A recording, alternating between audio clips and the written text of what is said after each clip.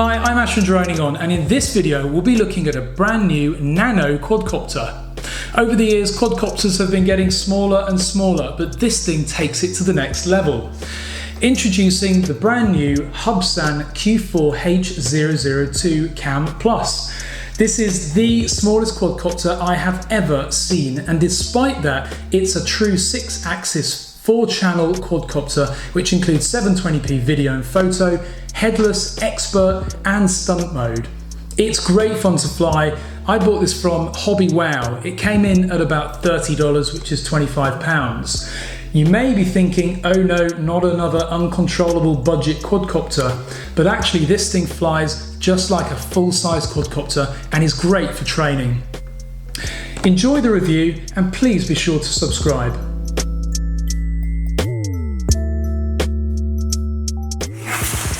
Okay, so this is the Hubsan H002 Nano Q4. This is how it arrived from Hobby Wow. The packaging is really good, really strong, and feels very safe and sound inside there. So let's get it opened up and see what's inside. So there it is. This thing is so tiny. It's got serious cute factor. It is really, really compact. This thing will literally fit in your pocket. And I think when ordering this on the website, and this came from Hobby Wow, I think you'd be actually surprised when it turns up to see how tiny it is. It looks much bigger on the website. Let's have a look. So it weighs absolutely nothing. You can see it here on the palm of my hand. It's tiny. We've got these really cute little micro props. Obviously the motors are going to be brushed, not brushless. You can't really expect brushless technology in a quadcopter this small yet. We've got a camera on the front. It's a 720p camera here, but the lens is tiny, so we can't expect to get true HD quality, but we'll test that in the test flight later. Underneath, we've got a micro SD card slot here. It doesn't come with one, but for $29 or £25, which is what this costs, you can't really expect to get the card thrown in as well. On the rear is a charging port with two little terminals here. Now the battery is built into this, it's not removable. So you'd be charging this, flying it, and then plugging it in to charge again. I'm just going to pause the video at that point to highlight that the one weakness of this quadcopter is the charging port. It's very exposed and vulnerable, and if you were to crash in a certain way and snap off that small exposed part, you'd be left with no way to recharge this quadcopter. It is a real shame that Hubsan didn't build the charging port into the body instead of leaving the PCB exposed in this way. Let's have a look at what else is in this box. So in the compartments here, first of all, a USB cable, so obviously that's for charging this little thing. Clips onto the rear connector there, and then plug this into your phone charger or any other USB power source. On the other side, we then have spare props. So we've only got 4 spare props there, but I can't see us going through pop props too quickly with this thing because it's so light, and these props probably just bend straight back into shape rather than snapping. And this bit has real cute factor. Tiny, tiny little transmitter. I mean, I don't think I could probably do this with one hand actually. I've got the Mode 2 version, which has a throttle on the left. We've then got the axis controls on the right, and obviously you've got rudder control as well. So that's quite impressive for this tiny little thing. We've then got a power slider button on and off, and it's even got trimmer adjustments. There isn't a trimmer adjustment for yaw, interestingly, but there is for the other axis on here. Little power LED there, and then on the rear, the battery container, and it takes 2 AAA batteries, so cheap and easy to replace. I know it's irritating, but I'm going to pause one more time just to highlight one final gripe with this quadcopter. Unfortunately, Hubsan built the controls for capturing video and photo into the existing flight control buttons, instead of adding dedicated buttons on the shoulder of this transmitter. It's a bit of a shame, and we'll show you the buttons that they've allocated those features to in the flight test later. And then finally in the box is a tiny manual. It would have to be a tiny manual, wouldn't it, to fit with this tiny quadcopter. Lots of instructions in there. It looks nice and concise and professional. As always, really, Hubsan have done a great job, I'd say, at packaging this, and what a great looking little fun quadcopter. Next thing to do is test fly it.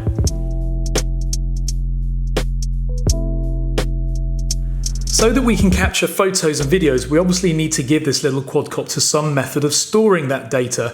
Now, rather than build a USB port into this, they've built in a SD card slot. So I initially tried a 64 gig card, but it wouldn't read that at all. So instead, I'm going to use a smaller capacity 4 gig SanDisk card. Now, this slot is not brilliant. It's very easy to accidentally insert the card into the body of the quadcopter instead of into the port itself. So if you don't insert this level, for example like that, that's not going into the slot now, that's going into the body of the quadcopter. So be very, very careful. With the quadcopter on its back like that, insert the card with the writing facing upwards, keep the card nice and flat and level, and push it in, and there we go. Now, it's also worth noting that there is no sprung action or a click when this card goes in correctly, it just pushes in.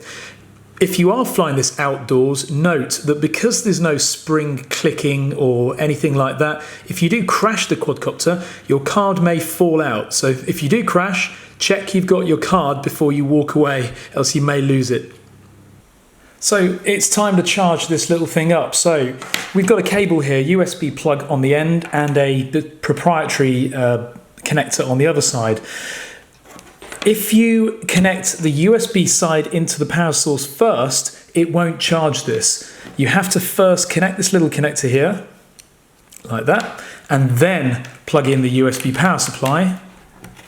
And then on top, you'll see a little red LED indicator to show that the charge is actually started. The manual doesn't talk about any of this process. So again, just to reiterate, plug it into the quadcopter first, then plug it into the USB power source. When the recharging has finished, the red LED on top of the USB plug goes out. That indicates to you that it's finished. This took about 25 to 30 minutes to charge on this occasion. Rough flight time apparently from this is about 7 minutes. We'll test that timing when we start flying it. The next step is to bind the two aircraft. So first of all, as with any radio-controlled aircraft, turn the transmitter on first, ensuring that the throttle is at its 0 position, so as far down as it possibly can. I still can't quite get over how tiny this thing is. So with the transmitter turned on, the LED there flashing, turn the quadcopter on. You do that by pressing the button on the underside rear here. Press it and hold it for just a second, and let go as soon as the lights appear, and at that point sit the quadcopter flat. Now do a calibration on the throttle. This is the first step. So throttle from 0 up to full, you get a beep, and then back to 0. The second beep means that we're now ready to go. All 4 lights on each corner of this quadcopter are illuminated. It looks really cute actually with those lights on. Now, the next step isn't mandatory, but it's recommended on these tiny little quads, and that is to calibrate the gyro. So put the throttle slightly to the right and then wiggle the right-hand controller. Then you can let go. The lights alternately flash, and that means it's calibrating. Let's just do that again. So throttle to the right, so rudder to the right, and then aileron left and right. And that's now fully calibrated, and we are ready to go.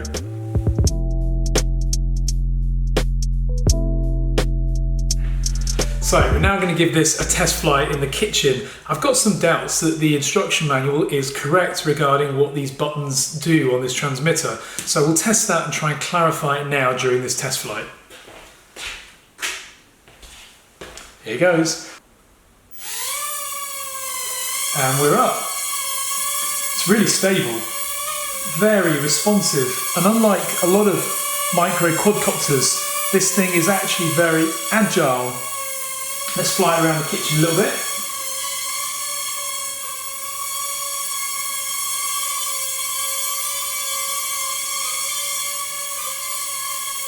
Really cool.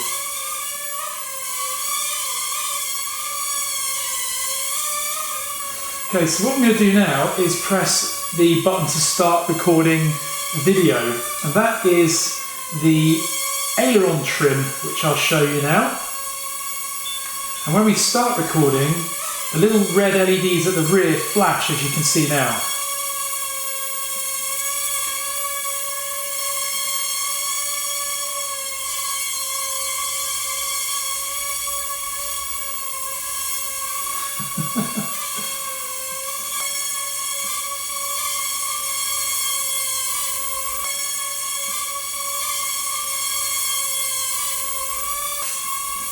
So I'm going to stop recording now, and you get two beeps from the transmitter when it stops recording. And we'll press the left-hand stick. That should enable headless mode. So I can now move the aircraft away from me, rotate it around, and still move it away from me. So headless mode is working pretty well, actually. Turn that off. Now let's enter expert mode. So to do that, you tap the right hand button. We're now in expert mode. So again, you can see it's like really responsive now. We can go around at some speed. Wow, it's much better.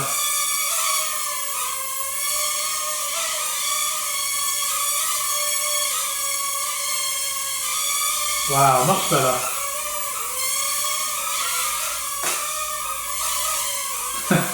Brilliant fun. Return expert mode off. Again, just tap the right button. We're now going to take a photo. So you do that by pressing and holding the right button. There you go. The rear lights flash once to show it's been taken. So we'll take another one looking at us. There we go. Okay, and the final mode is Stunt mode. So to enable stunt mode, you press and hold the left-hand button. And now when you press one direction, it does the stunt. So there we go, done a little loop there, a flip. Let's do another one. Okay, we'll do one more. There we go. Very fun little quadcopter. And as I say, the best thing about it is it's just really agile. And unlike most nano-scale micro quadcopters of this size, this feels like you're flying a full-size quadcopter. It doesn't feel mini, it doesn't feel nano. It's really, really smooth. Let's get it hovering in front of the camera.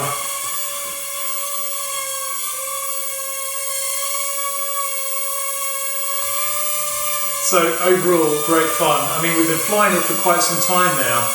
I think the flight time on this is approximately 6 to 7 minutes. I would say we've probably been going for about 5 minutes now, but I mean, you can see just how smooth this thing and responsive it is. It's really, really fun. So let's give a quick clarification now on the controls of the transmitter, because as we suspected, the manual is wrong. So on the left-hand side, if we press the throttle button once quickly, that turns on headless mode, and that's indicated via the blue flashing lights. They stay flashing whilst headless mode is on. Press it quickly again to disable it. If we press and hold the left-hand button, that enters stunt mode. And after hearing the 3 beeps, if you press any direction on this left-hand transmitter, it will perform the stunt. After it's performed the stunt, it flicks back to regular mode. On the right-hand side now, if I press this button briefly, that enters expert mode. And again, to press it again, exits expert mode. It's important to note there is no indication when expert mode is alive. However, you will feel much more responsiveness when you're flying the aircraft. If you press and hold the right button, it takes a photo, indicated by the flashing red rear lights, as well as a flashing of the SD card on the side. We'll just do that again. There it is. And then finally, if we press and hold the aileron trim, which in the manual is described as the throttle trim, we start recording video. So press and hold it. You'll hear some beeps, and then the rear red lights will start flashing. That means we're now actively recording video. You can also see from the red flashing LED from the SD card drive on the side as well. Again, press and hold to stop video recording. And the lights all go static again. Let's hope that Hubsan are watching this video and they'll correct the manual soon.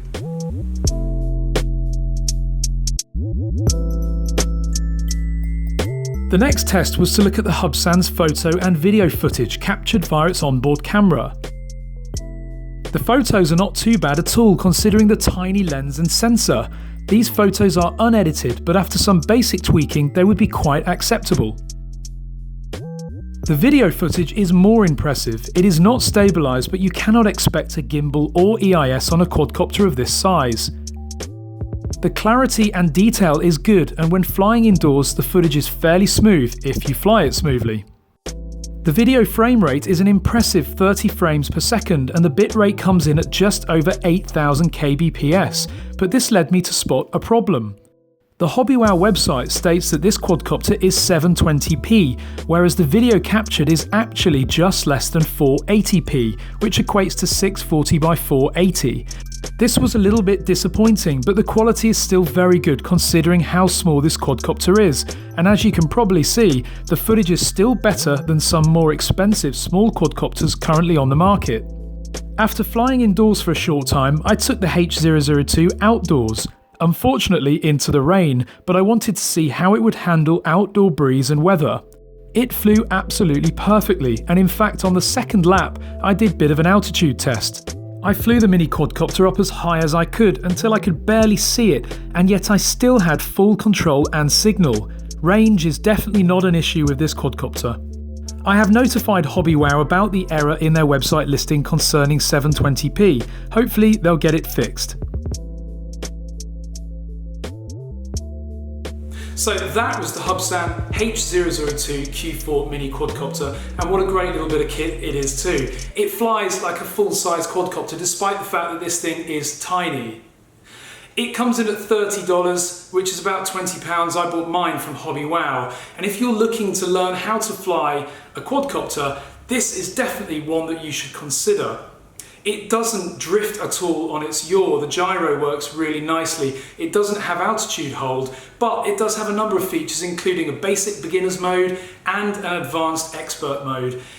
The downsides of it is that the battery is built in, and also this small tab, charging tab on the back, is potentially vulnerable when you crash it, but I can assure you I crashed this a few times through the period of making this review, and I'm yet to damage it or even impact it.